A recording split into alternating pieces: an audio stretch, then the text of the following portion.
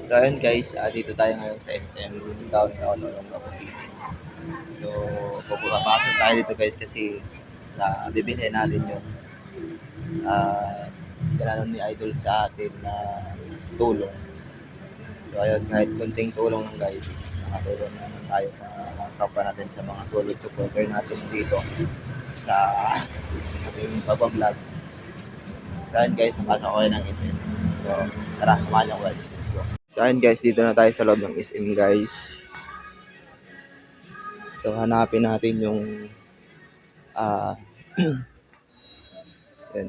Kasi yung tutulong natin guys is yung gatas ng guys, baby, kasi yun na ang kailangan niya sa baby niya. Hanapin natin dito. So yun naman itutulong. Naiwan sa guys, sa guys sa ATM ko na mga 300 pesos guys. So hindi ko naman siya ma-withdraw guys kasi nga minimum of 500 yung ma-withdraw natin sa ATM machine. So ayun, ang gagawin ko guys, so yun na lang, ibili natin ng gatas para tapos makatulog tayo sa anak ni Idol. So ayun. So tara, natin samahan niya ako. So dito na, dito pala.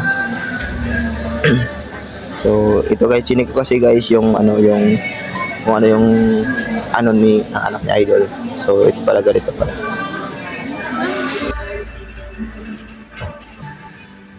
So i-check natin to guys kung magkano to guys. Check natin guys kung magkano.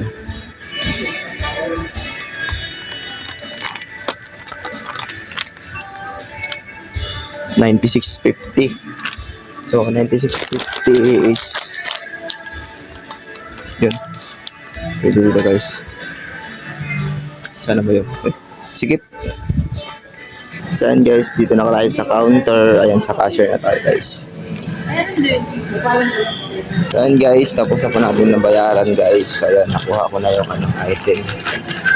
So tambay muna tayo dito guys. Andan natin sa Idol kasi usapan namin is dito na lang kami magkikita sa SM.